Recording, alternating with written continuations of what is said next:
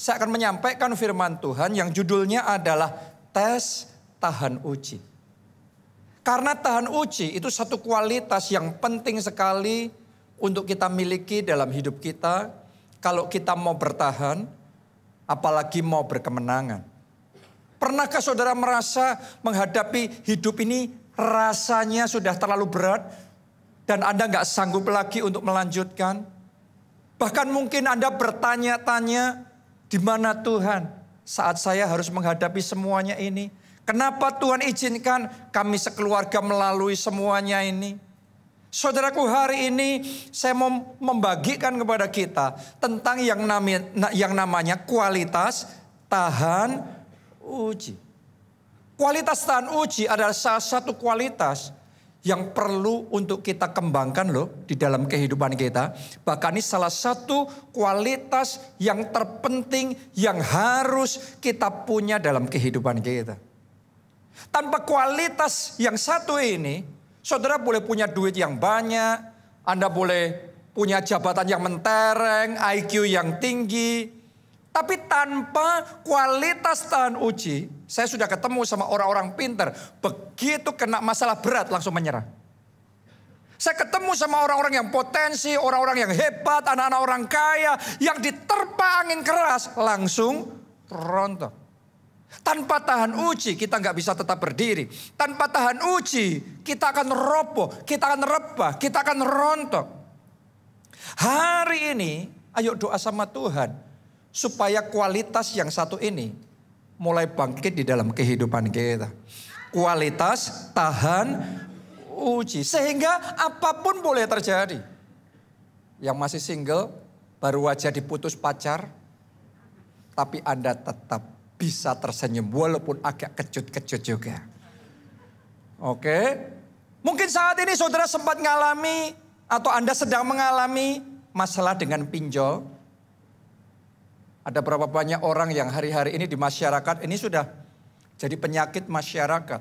Gak peduli jabatannya apa, gak peduli di lingkungan seperti apa, backgroundnya apa. Dan saya yakin sebagian mungkin orang di tempat ini saudara juga sedang bergumul menghadapi semuanya itu. Saya nggak tahu, masing-masing dari kita punya masalah yang berbeda-beda. Ada yang masalahnya urusan kesehatan, masalahnya urusan keluarga, masalah saudara mungkin urusan pernikahan. Tapi doa saya di dalam menghadapi setiap masalah yang sedang Anda geluti dalam hidup saudara, apapun yang terjadi, tetap berdiri teguh. Jangan pernah menyerah. Oke, seperti pohon kalau akarnya dalam, mau dihembusi angin seperti apapun, sekeras apapun, dia tetap tegak berdiri. Doa saya nggak ada yang rontok, nggak ada yang gugur, semuanya kuat, semuanya teguh, semuanya mantap, semuanya bertahan, bahkan semuanya berkemenangan. Tepuk tangannya pula yang paling meriah buat Tuhan kita.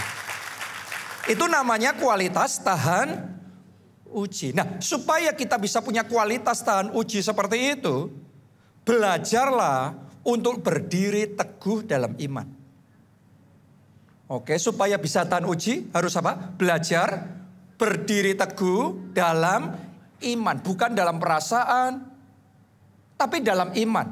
Bukan dengan melihat situasi, kondisi kok kayak gini, tetapi dalam iman. Anda boleh cek orang-orang di Alkitab yang disebut dengan pahlawan-pahlawan iman. Mereka sesederhana, orang-orang yang mengambil keputusan, tidak peduli apapun yang terjadi. Mereka tetap berpegang teguh di dalam iman mereka. Apapun janji Tuhan, rema Tuhan, instruksi yang Tuhan kasih, mereka pegang kuat. Seberapapun mustahilnya, bertolak belakangnya dengan situasi mereka, tapi mereka tetap teguh berdiri di dalam iman. Dan karena itu mereka menang. Coba Anda lihat, gak gampang jadi seperti Ishak.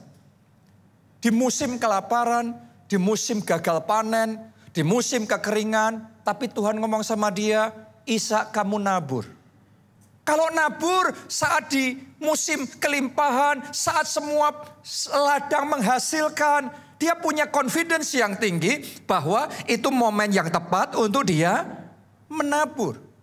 Tapi ketika Tuhan suruh menabur, saat semuanya gagal panen, saat orang yang menabur kemudian mengalami kegagalan, tapi tetap Tuhan ngomong untuk menabur, Itu dibutuhkan keteguhan hati tertentu untuk bisa taat sama Tuhan.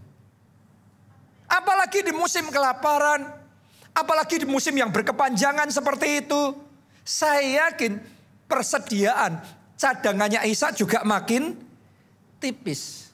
Saat cadangan masih melimpah, disuruh nabur, masih oke. Tapi ketika cadangan sudah mulai menipis, atau mungkin sudah terakhir yang dia punya, dan Tuhan suruh dia untuk menabur, dibutuhkan orang yang berdiri teguh dalam iman. Dibutuhkan orang yang berpegang teguh di dalam rema Tuhan, di dalam janji Tuhan. Untuk tetap teguh mengerjakannya, melaksanakannya, mentaati rema Tuhan itu. Dan karena dia taat, berdiri teguh di dalam iman, disitulah kuasa Allah bekerja. Disitulah kemuliaan Tuhan dinyatakan. Alkitab mencatat tahun itu juga Ishak menuai 100 kali lipat, sebab ia diberkati oleh Tuhan. Dan ia menjadi kaya, bahkan kian lama kian kaya, kemudian menjadi sangat kaya.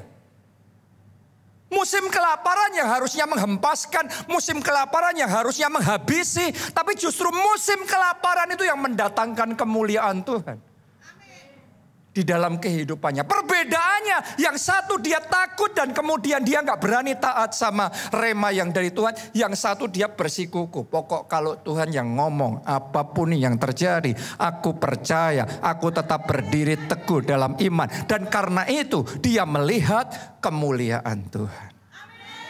Saya berdoa, rema yang Tuhan kasih sama saudara, Anda tetap pegang teguh. Janji Tuhan yang Anda pernah terima itu tidak pernah Anda lepaskan. Anda pegang kuat-kuat visi itu. Impian yang Tuhan kasih sama saudara itu. Situasi boleh berubah, tapi rema nggak perlu berubah ngikutin situasi. Rema Tuhan, firman Allah tetap sama dulu, sekarang, sampai selama-lamanya. Anda pegang teguh firman Allah, Anda akan melihat kemuliaan Tuhan nyata dalam hidup saudara. Amin. Kadang-kadang yang menang itu hanya sejauh yang unshakable, yang tidak tergoncangkan, yang tetap bertahan, mengambil keputusan tetap kuat saat yang lain menyerah. Itu juga yang dilakukan oleh Yosua dan Kaleb saat Tuhan ngomong sama mereka, ayo masuk tanah perjanjian, kuberikan negeri itu kepadamu.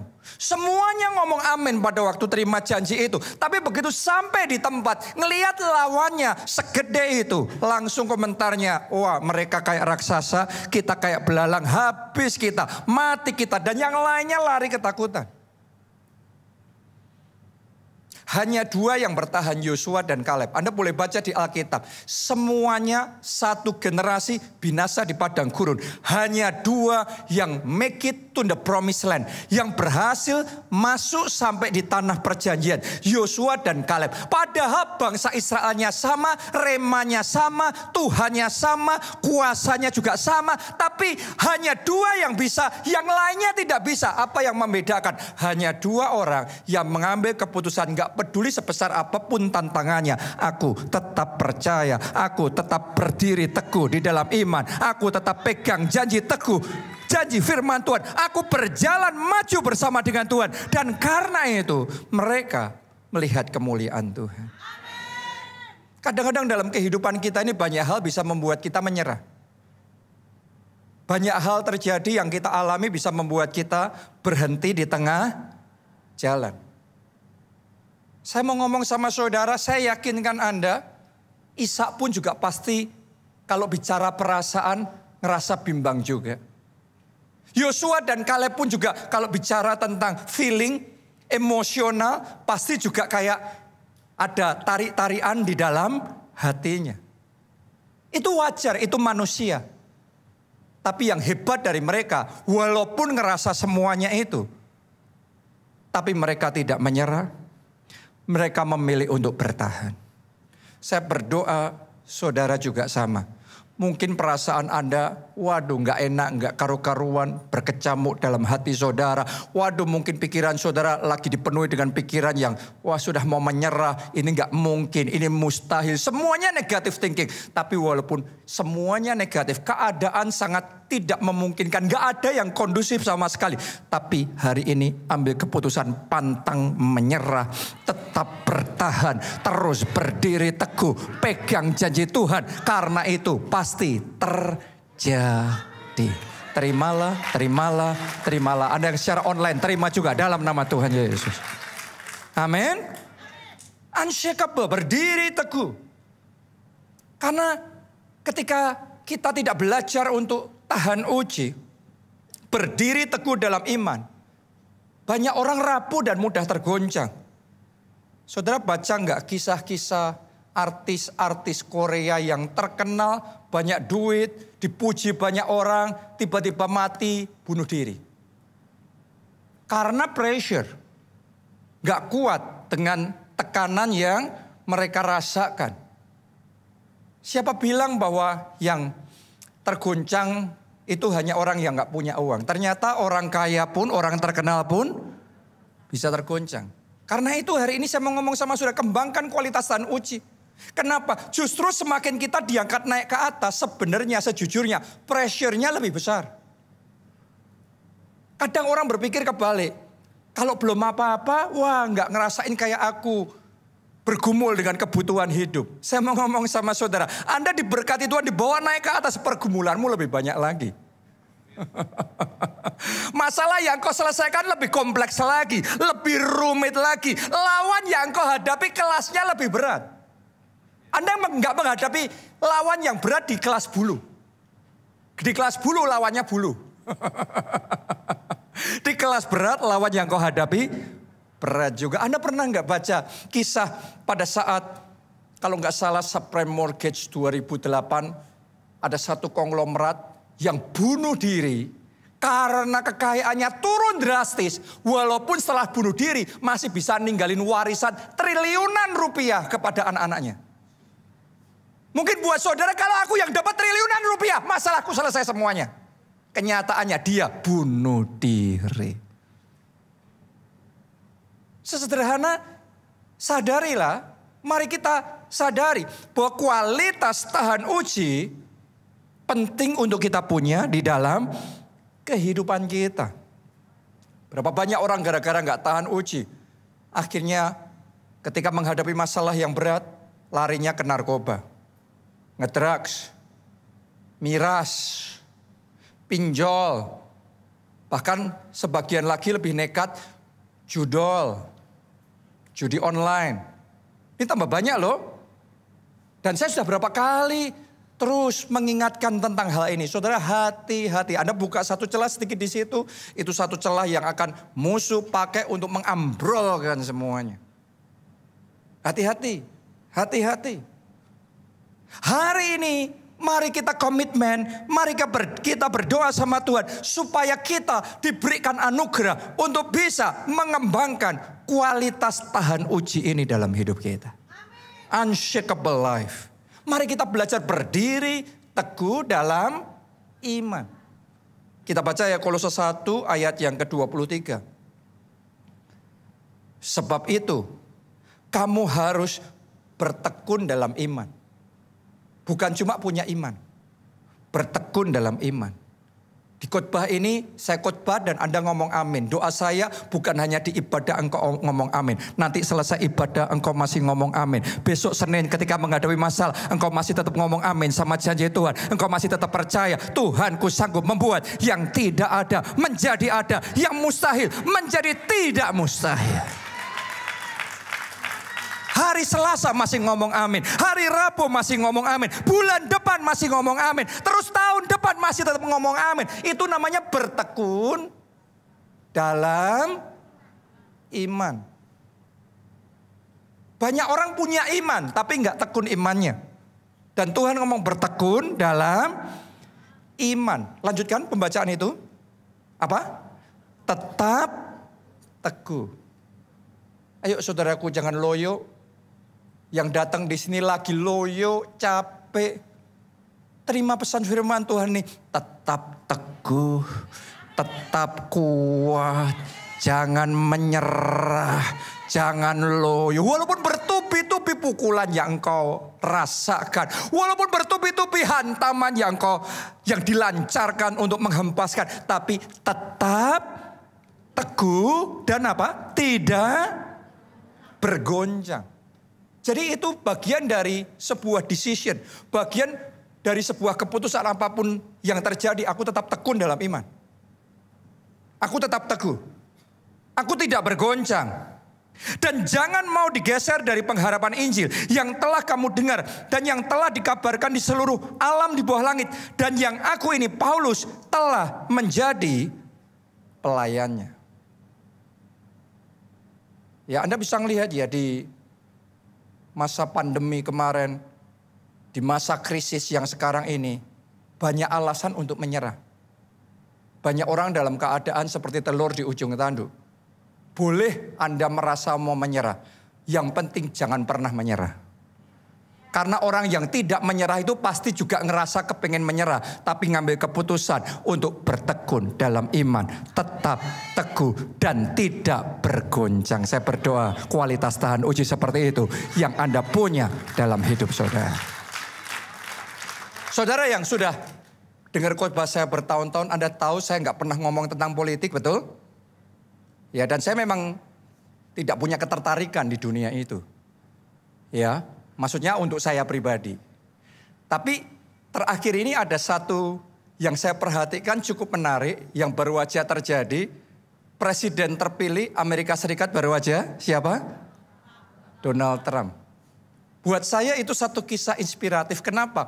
Karena dia sempat menang jadi presiden babak pertama, tapi ketika dia mau babak kedua, karena COVID, pandemi menghantam, itu tiba-tiba kebalik keadaan sehingga akhirnya dia kalah.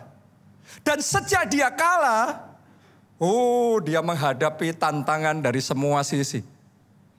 Dia diserang dan dihajar dengan berbagai macam gugatan hukum, gila-gilaan, yang membuat dia tersangka apa terdakwa? Terdakwa ya? Wow, sampai terdakwa. Ya. Terus kemudian dia harus melawan semua media mainstream di Amerika, bahkan di dunia. Dia ngelawan semua jurnalis, semua reporter. Dia ngelawan semua artis-artis Hollywood yang punya nama besar, dan itu melawan dia semuanya. Dan dia di titik yang kalau dia salah kalah sedikit, itu habis semuanya tuh. Tapi yang luar biasa, kemarin kita menyaksikan bagaimana orang yang tidak pernah menyerah, menolak untuk mau menyerah. Anda kalau ada di posisinya dia, digugat, diserang, semua yang ngelawan saudara, semua orang paling kuat semuanya, itu pasti akan ada sisinya kayak di hati ini goyang. Di hati boleh ngerasa mau goyang, tapi jangan pernah menyerah. Dia menolak untuk menyerah. Dia fight his best. Dia melakukan yang terbaik. Dia melancarkan semua serangan-serangan balik. Dia tetap bertahan. Dia tetap fight dan berjuang. Sampai akhirnya kemarin menang. Saya mau berdoa. Iblis boleh melancarkan serangan seperti apapun. Anda boleh menghadapi urusan hukum legalitas seperti apapun, fitnah gosip seperti apapun, masalah kesehatan dan kekuatan seperti apapun. Anda boleh merasa di hati ini kayak ada godaan, rasanya mau menyerah saja. Tapi jangan pernah menyerah. Tetap berdiri teguh di dalam iman, bertekun dalam iman. Tetap teguh dan tidak bergoncang. Unshakable, tahan uji. Yang tahan uji, yang akhirnya menang. Seringkali pemenang itu pokok yang paling nekat aja, yang paling berani aja, paling kekeh aja. Saat yang lainnya menyerah, yang lainnya lari, dia pokok mati sekalian. Tapi selama aku hidup, aku hadapin. Itu yang menang. Itu sikap pantang menyerah. Dan saya berdoa Anda pantang menyerah dengan sakit penyakit, pantang menyerah dengan urusan legalitas, pantang menyerah dengan masalah keuangan, masalah bisnis, pekerjaan dan lain sebagainya. Pantang menyerah. Kenapa? Anda tidak sendiri karena ada Immanuel, Allah yang menyertai kita, Allah yang di pihak kita, Allah yang akan berperang bagi kita dan bahkan memberikan kemenangan gilang gemilang kepada kita. Amin. Nah, 4 tes tahan uji yang harus kita lalui untuk mengembangkan kualitas tahan uji. Nomor 1, tes masalah. Semua orang pasti dites dengan masalah. Selagi engkau hidup di dunia ini, pasti ada masalah. Pertanyaannya, semua orang ngadepi masalah, tapi yang beda attitude-nya yang menentukan dia menang apa kalah. Mari kita baca satu kisah di 2 Raja-Raja 6 ayat yang ke-33. Kisah seorang raja yang mindset-nya salah dalam menghadapi masalah. Ditulis begini, selagi ia berbicara dengan mereka, datanglah raja mendapatkan dia. Berkatalah raja kepadanya, kepada Nabi Elisa maksudnya, sesungguhnya malapetaka ini adalah daripada Tuhan. Mengapakah aku berharap kepada Tuhan lagi? Artinya tadinya dia sempat berharap sama Tuhan, tapi sekarang dia nggak mau berharap sama Tuhan lagi karena dia merasa malapetaka yang terjadi datangnya dari Tuhan. Berapa banyak orang menghadapi masalah terus nyalain Tuhan seperti ini. Protes sama Tuhan seperti ini. Kecewa sama Tuhan. Undur dari Tuhan seperti ini. Saya mau ngomong sama saudara. Protes dan kecewa dan marah sama Tuhan tidak membuat masalah kita selesai. Jangan malah terbalik ditipu oleh iblis. Dari Tuhan yang baik, yang datang adalah pemberian yang baik. Dari iblis yang jahat, yang datang hanya urusan perkara yang jahat. Jadi kalau ada yang jahat di dalam kehidupan saudara, sadarilah lawanmu bukan Tuhan. Iblis lawan saudara. Jangan pernah kecewa sama Tuhan. Dia Bapak yang baik, dia mengasihi anak-anaknya dan dia mau menolong saudara. Dia mau memberikan kekuatan baru kepada saudara. Dia mau mengajari saudara dengan hikmat yang baru untuk bisa membalikkan situasi itu. Dan dia mau memberikan kekuatan yang baru, kuasa yang dari atas untuk berperang dan menang. Kita kasih tepuk tangannya, mulai yang paling meriah buat Tuhan kita. Haleluya. Jadi kalau saat ini Anda sedang menghadapi kebangkrutan, kalau saat ini Anda sedang menghadapi nama baik yang hancur, kalau saat ini sudah sedang menghadapi operasi, atau apapun itu, semua masalah itu. Masalah ketika datang memang itu satu pukulan yang keras. Tapi ambil keputusan berdiri teguh dalam iman. Iman yang ngomong, Tuhanku tidak tinggal diam. Tuhanku pasti bertindak. Tuhanku akan menolong aku. Belajar dari Ayub. Ayub menghadapi masalah lebih berat dari kita loh. Dalam sehari, dalam sekejap semuanya habis. Dari orang terkaya di dunia sampai kehilangan segalanya. Dalam sekejap kambing dombanya habis. Dalam sekejap unta-untanya habis. Orang zaman itu ya kekayaannya ya kayak gitu saudaraku, betul? Ya, dalam sekejap emas peraknya habis, semua hamba-hambanya habis, semuanya habis dan seluruh tubuhnya penuh dengan sakit penyakit. Anak-anaknya mati semuanya. Istrinya nyumpah serapai dia, mengutuki dan meninggalkan dia. Kebanyakan orang kalau ada dalam situasi Ayub sudah kecewa dan marah sama Tuhan. Tapi yang luar biasa dari Ayub, semuanya boleh terjadi. Tapi perkataan yang keluar dari mulutnya gini, terpujilah nama Tuhan.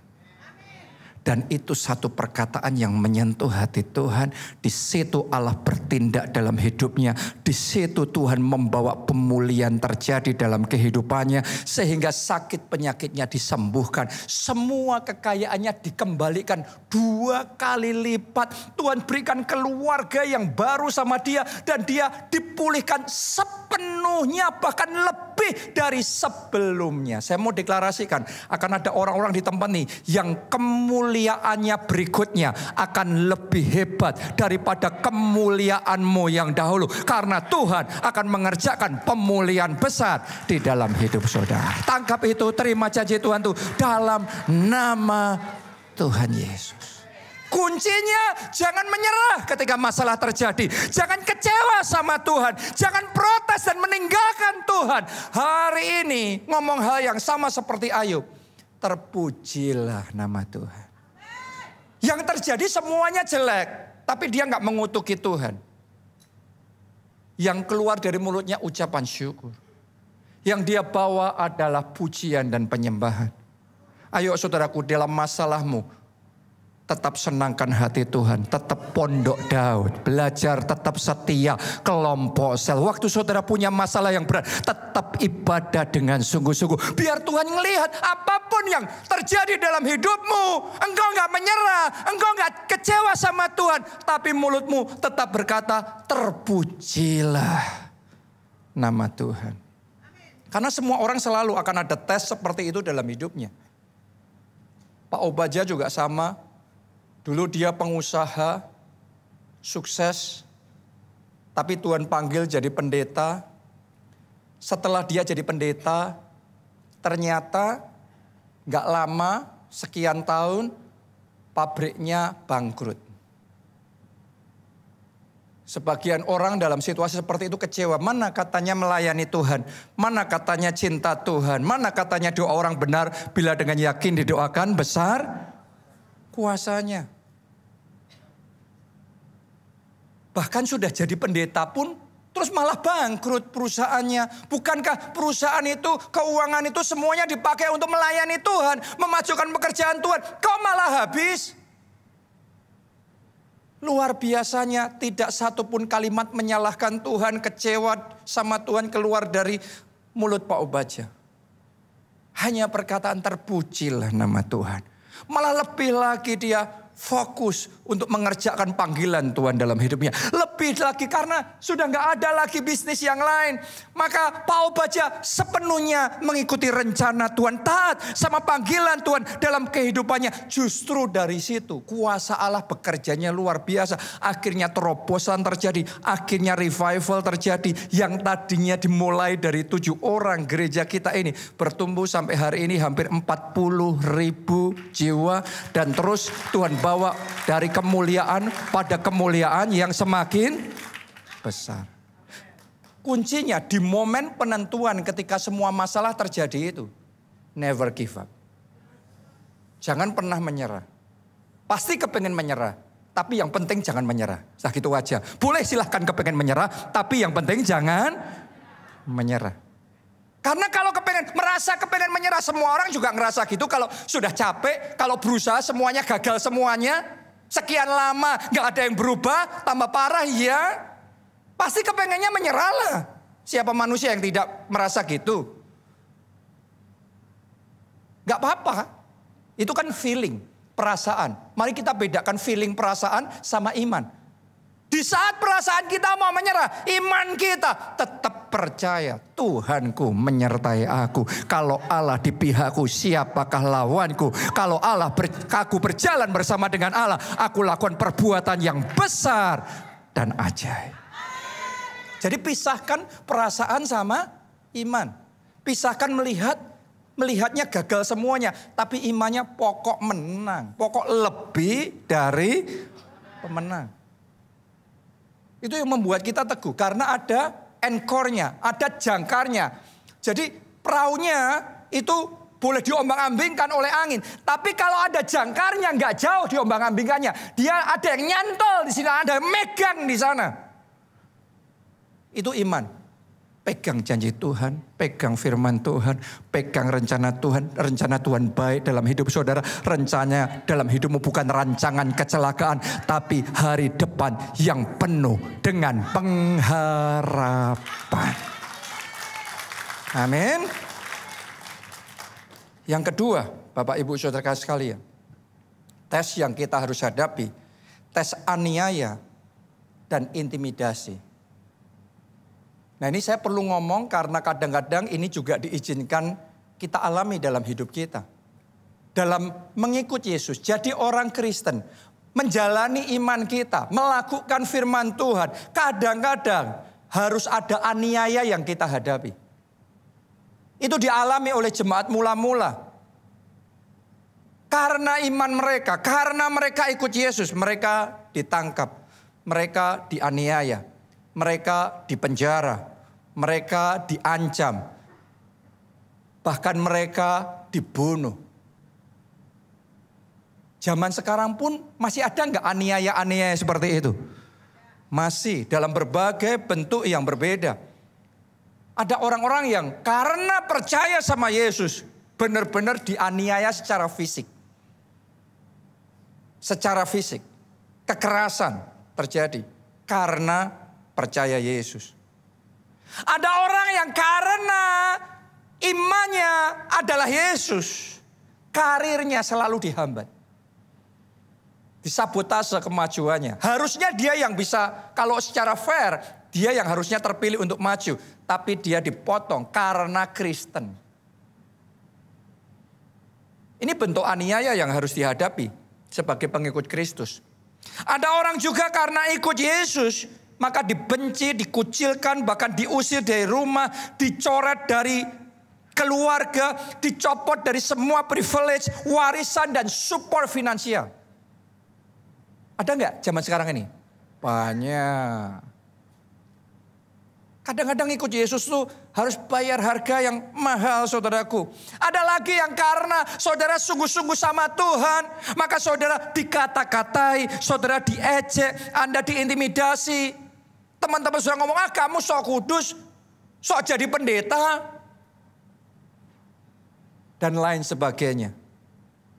Saya berdoa saat Anda menghadapi semua tes aniaya itu, gak ada satupun orang dari kita yang gagal. Semuanya berhasil.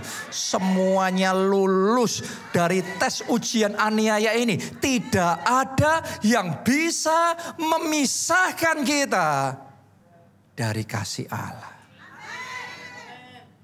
Amin. Ini adalah harga yang harus kita bayar untuk ikut Yesus. Raja Hizkia pun juga sempat ngalami. Jadi yang ngalami ini bukan cuma orang di bawah ya. Orang di atas pun juga bisa ngalami. Raja Hizkia, dia raja sih. Tapi kan sama-sama raja, ada raja yang lebih powerful lagi. Suatu kali dia diancam oleh raja yang lebih powerful. Dan imannya yang dilecehkan. Mari kita baca 2 Raja-Raja 18 ayat yang ke-19. Ini adalah utusan Raja Asyur yang zaman itu paling berkuasa, adidaya di dunia. Ngirim utusan kepada Raja Hizkia yang kekuatannya jauh lebih dari kecil. Dan mengolok-olok imannya Hizkia. Juru minum yang diutus oleh Raja Asyur ini. Lalu berkatalah juru minum agung kepada mereka. Baiklah katakanlah kepada Hizkia. Beginilah kata Raja Agung, Raja Asyur. Kepercayaan macam apakah yang kau pegang ini? Sesederhana kalau Anda lanjutkan nanti Anda akan ngerti ini kisahnya. Pokok intinya imannya sama Tuhan. Iman kayak kamu ngapain percaya sama Tuhan? Percuma iman-iman sama Tuhan, gak ada yang bisa menyelamatkan dari kamu. Aku ngomong kamu mati. Ibaratnya dia ngomong gitu. Kadang-kadang dalam hidup kita juga walaupun kita dalam posisi yang baik pun, kadang-kadang ada orang dalam posisi baik, dalam posisi kuat, tapi diancam oleh kekuatan yang lebih besar. Dan iman kita yang dilecehkan begitu rupa. Kalau ada di antara saudara yang menghadapi seperti itu pada saat ini, saya mau katakan sama saudara, belajar dari Hizkia. Jangan menyerah. Oke, anjing menggonggong. Walaupun itu Raja Agung saudaraku. Anjing menggonggong, kafilah tetap berlalu, sekali Yesus, tetap Yesus, sampai putih rambut kita, sampai akhir nafas kita tetap cinta Yesus, kita tetap ikut Yesus selamanya. Katakan amin, tepuk tangannya pula yang paling meriah buat Tuhan. Buat Hizkia itu taruhannya nyawanya dan kerajaannya, tapi dia tetap berpegang teguh sama Allahnya. Dan sungguh-sungguh Anda bisa menyaksikan sampai di titik tertentu Tuhan bertindak. Dikacaukan semua pasukan Asyur itu, dibuat berantakan dan hancur semuanya. Yang disebut Raja Agung, coba Anda bayangkan, juru minumnya aja disebut juru minum agung. Oke. Tapi mereka semua lari terbirit-birit. Sampai akhirnya mereka mati. Dan Hizkia menang.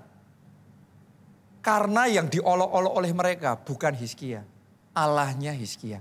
Biar Allahnya yang bertindak. Hari ini teguhkan, kuatkan hati saudara.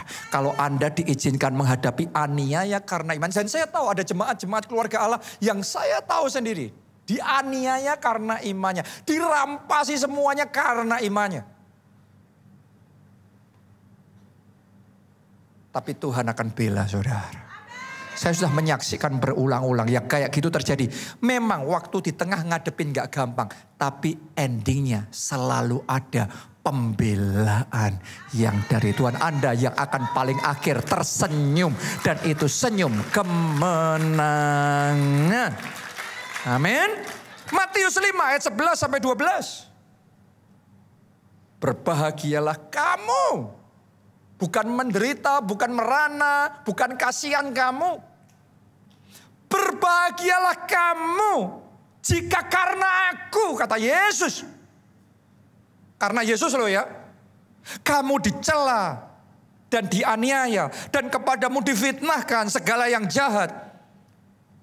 Yesus yang engkau sembah ngomong begini. Kalau engkau ngadepin itu semua.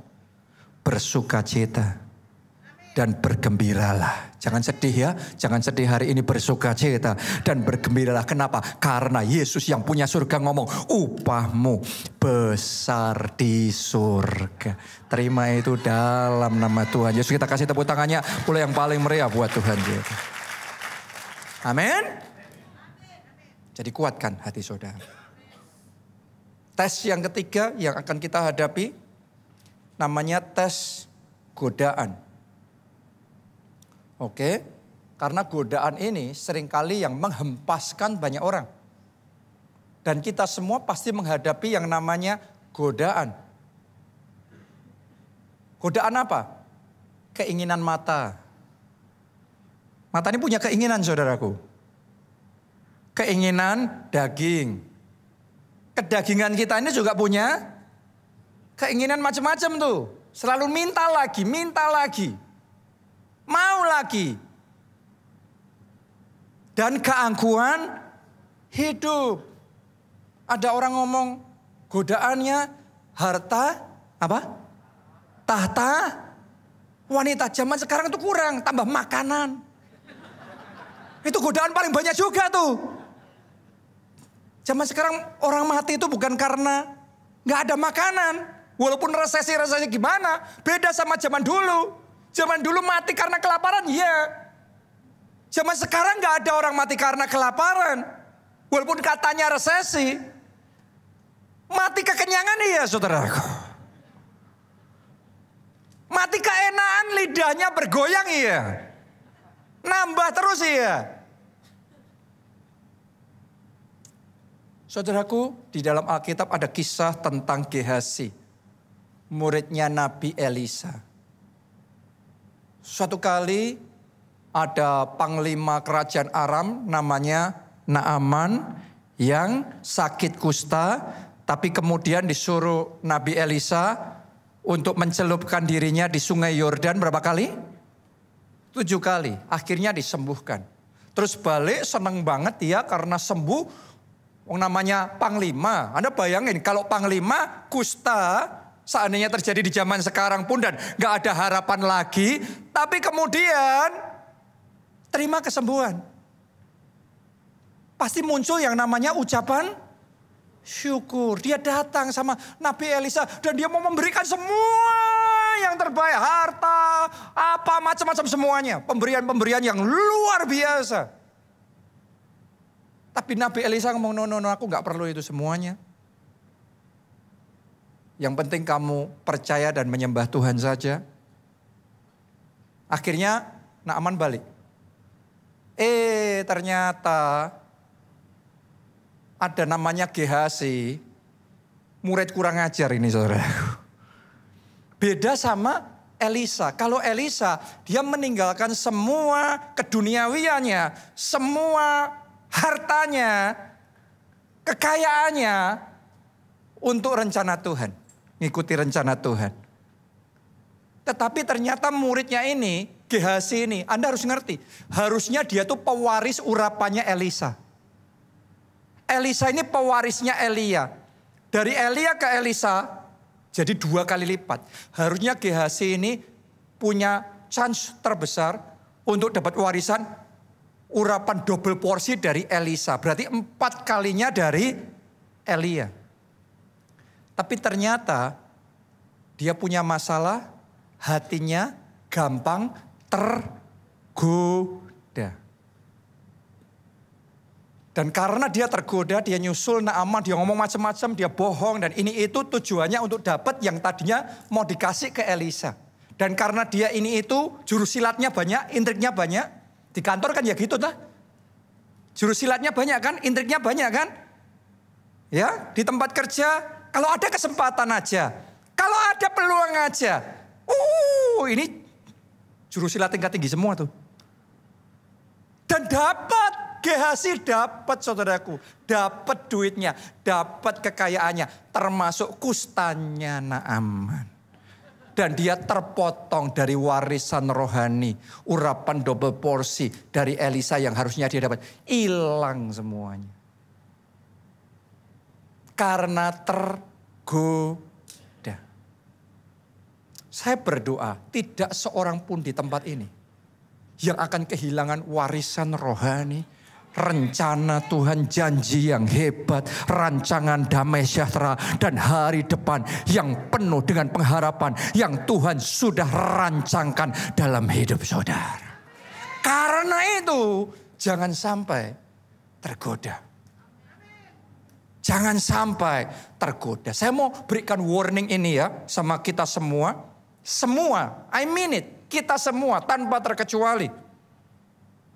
1 Korintus 10 ayat 12.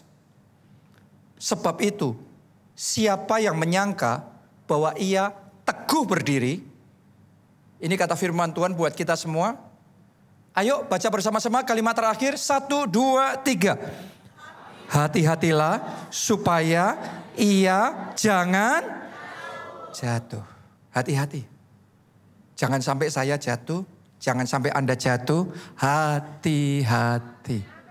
Kalau orang teguh sekarang, nggak tergoda sekarang, bukan berarti jaminan besok pagi dia nggak tergoda loh. Tidak jaminan minggu depan, bulan depan, tahun depan dia nggak tergoda loh. Saya sudah ketemu sama orang-orang yang memulai dengan baik, memulainya tulus, memulainya benar. Tapi begitu diangkat sampai di satu level tertentu, nggak kuat. Tergoda, akhirnya ya sudah. Banyak kisah Gehazi zaman sekarang. Tergoda. Ya tadi itu. Dapat apa? Hartanya. Duitnya dapat termasuk kustanya. Termasuk dosanya. Dan Anda gak mau itu. Kehilangan warisan rohani. Jangan sampai kehilangan keselamatan. Jangan sampai kehilangan janji Tuhan yang sebenarnya Tuhan mau kerjakan dalam hidup saudara. Karena itu adalah tes. Dan Anda pasti dites. Perbedaannya ada sebagian orang yang gagal ketika tes, tapi ada yang berhasil. Doa saya Anda terhitung yang berhasil. Gak ada yang gagal, kita semua harus berhasil. Melalui semua tes godaan itu harus berhasil. Bapak-bapak, kalau sekretarismu cantik. Di sini para profesional. Saya tahu kantor-kantor di Jakarta penuh dengan profesional yang cantik-cantik. Tapi saya berdoa, pria-pria di tempat ini yang sudah punya istri. Firman yang tadi kita baca apa? Hati-hatilah supaya engkau jangan jatuh. Loh, zaman sekarang ini bukan cuma pria yang tergoda. Jangan salah. Banyak wanita juga menggoda dan tergoda. Sama. Ini bukan cuma untuk pria, ini message untuk kita semua. Hati-hatilah, jangan jatuh. KKS, hati-hatilah, jangan jatuh. Para pelayan Tuhan, hati-hatilah, jangan jatuh. Suami-suami, hati-hati. Istri-istri, hati-hati, jangan jatuh. Yang terakhir, yang keempat, tes kesuksesan. Ternyata bukan cuma tes masalah, atau aniaya, atau godaan, tapi juga tes apa? Kesuksesan. 2 Tawarik 12 ayat yang pertama, Rehabeam beserta seluruh Israel, lihat ini, satu bangsa loh saudaraku, meninggalkan hukum Tuhan. Ketika kerajaannya menjadi kokoh dan kekuasaannya menjadi teguh. Orang kalau masih di bawah, kepengennya naik. Gak bisa naik, doa berseru sama Tuhan, tolong Tuhan. Berkati aku Tuhan, promosikan aku, angkat aku Tuhan. Nyatakan kemuliaan-Mu dalam hidupku. Pertanyaan saya, kalau doamu dijawab. Kalau kamu sudah di posisi jadi BM, jadi GM di perusahaan di mana engkau bekerja, engkau jadi wakil ownernya, top orang kepercayaannya. Masih cinta Yesus? Masih melayani Tuhan? Itu satu tantangan. Tadinya belum punya anak. Bertahun-tahun berdoa berseru, Tuhan kasih anak. Nanti Tuhan kasih sama saudara, pertanyaan saya. Setelah Anda dikasih anak, masih punya waktu melayani Tuhan? Masih punya waktu untuk ibadah, untuk kelompok sel buat Tuhan? Karena saya ini sudah melihat berulang-ulang saudaraku. Orang kalau masih di bawah, masih belum dapat, belum ada kesembuhan terjadi, belum ada promosi. Buat Tuhan segalanya. Segalanya. Tapi setelah seperti Rehabeam, setelah kerajaannya kokoh, kekayaannya banyak, ditulis tadi. Ia beserta seluruh bangsa Israel meninggalkan hukum Tuhan. Berapa banyak anak Tuhan, berapa banyak KKS yang meninggalkan ibadahnya, meninggalkan pelayanannya, meninggalkan komitmennya. Justru karena diberkati, karena dipromosikan, karena dijawab doanya, karena diangkat tinggi sama Tuhan. Mari saya beritahu saudara, kesuksesan pun sebuah tes. Doa saya nggak ada yang gagal. Karena kalau kita gagal di dalam tes kesuksesan itu, ya sampai di situ aja. Tapi kalau Anda menang dalam tes kesuksesan itu, Anda harus tahu yang engkau sembah itu Raja di atas segala raja. Tuhan di atas segala Tuhan. Allah di atas segala Allah. Mungkin buat saudara sekarang sudah wah luar biasa. Tapi kalau Anda jalan terus sama Tuhan, tidak akan habis. Tuhan akan terus bawa saudara from glory to glory. Pada kemuliaan yang semakin besar. Apa yang sudah engkau lihat, apa yang sudah engkau alami sekarang ini, kesuksesanmu ini masih nothing. Compare, dibandingkan dengan apa yang dia mau kerjakan dalam hidupmu. Pertanyaannya, kuat gak engkau diberkati? Bisa gak engkau diberkati? Ketika engkau terima kelimpahan yang dari Tuhan, tetap gak engkau bersaksi? Tetap gak engkau jangkau jiwa? Melayani jiwa-jiwa, menyelamatkan jiwa-jiwa. Karena itu amanat agung Yesus Kristus. Pergilah, jadikan semua bangsa muridku. Seberapa engkau komit dengan amanat agung Yesus Kristus? Atau engkau hanya hidup untuk kesuksesanmu sendiri? Atau engkau hidup untuk komitmen, untuk kemuliaan Tuhan, kerajaan Allah? Saya berdoa mulai hari ini semakin Tuhan angkat saudara, semakin Anda giat bersaksi, Tuhanku hidup, Tuhanku hebat. Semakin dia promosikan saudara, semakin banyak orang yang Anda jangkau dan Anda selamatkan. Anda bawa datang ke gereja, Anda bawa datang dan mengalami Yesus serta diselamatkan. Hari ini saya percaya kita semua lulus tes kesuksesan dan kemuliaan Tuhan nyata dalam hidup kita. Tepuk tangannya mulai yang paling meriah buat Tuhan kita.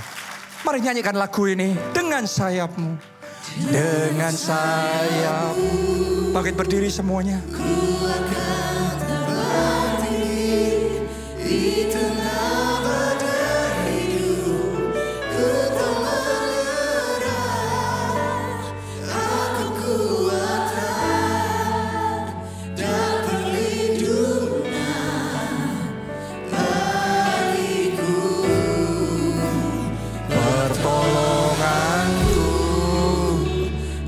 Tempat maha tinggi, ku mengangkat tanganku, aku berserah, kau ku nantikan, kau yang ku sembah, Yesusku, Rajaku. Yang pertama, saya mau beri kesempatan untuk saudara terima Yesus sebagai Tuhan dan Juru Selamat. Karena untuk kita bisa punya kualitas hidup tahan uji, kita butuh Tuhan. Kita butuh anugerahnya yang memberi kekuatan kepada kita. Sehingga kita yang harusnya sudah menyerah, harusnya kita sudah habis jatuh. Tapi ada yang namanya Juru Selamat. Kalau Anda terima Yesus sebagai Tuhan dan Juru Selamat, Anda akan terima pengampunan dosa. Anda juga terima hidup yang kekal dalam kerajaan surga. Anda yang mau itu, angkat dua tangan saudara. Ikuti doa ini. Tuhan Yesus, masuklah dalam hatiku. Jadi Tuhan dan Juru Selamatku. Ampuni dosa-dosaku. Selamatkan aku ya Tuhan. Mulai sekarang, hidupku milik Yesus. Aku mau ikut Yesus, melayani Yesus seumur hidupku. Terima kasih Tuhan. Amin. Sekarang saya mau ajak saudara bersama-sama kita doa sama Tuhan. Untuk kita terima kekuatan dan anugerah. Apapun ujian yang kita hadapi. Tapi kita menang. Kita lulus ujian, kita tahan uji. Anda yang butuh kekuatan dari Tuhan itu, mari angkat dua tangan saudara, katakan ya Roh Kudus. Dari hati saudara katakan ya Roh Kudus. Aku butuh kekuatanmu. Aku butuh anugerahmu untuk bertahan, bahkan menang. Mari angkat doa saudara masing-masing. Beri kekuatannya Tuhan. Beri kekuatan. Rasakan kekuatan yang baru itu mengalir. Mengalir. Memenuhi kembali. Merecharge. Sehingga hati yang sudah lemah hari ini terima kekuatan yang baru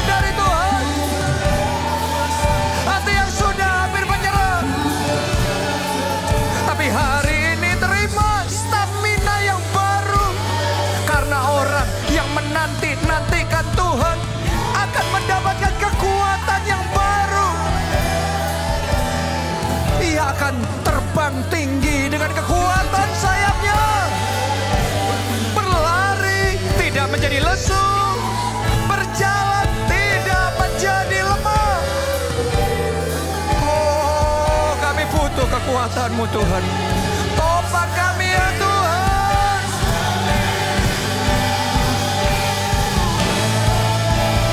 Dengan sayap-Mu ku akan terbang tinggi di tengah badai hidup. Ku tak menyerah, Kau kekuatan dan perlindungan bagiku, pertolonganku. Amin.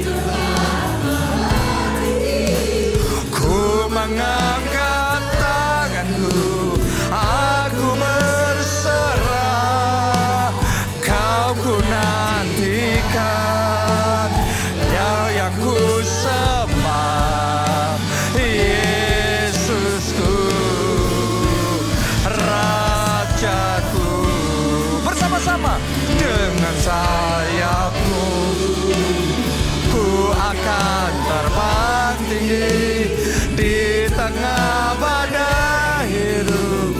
Ku tak menyerah. Katakan saudara, Kau kekuatan dan perlindungan bagiku. Mari serukan bersama-sama. Pertolonganku di tempat maha tinggi. Ku mengangkat tanganku, aku berserah, Kau ku nantikan, Kau yang ku sembah, Yesusku, Rajaku. Kau ku nantikan, Kau ku nantikan, Kau yang ku sembah, Yesusku, Rajaku. Yang terakhir katakan, Kau ku nantikan, Kau yang ku sembah, Yesusku, Rajaku. Haleluya. Terima kasih. Amin.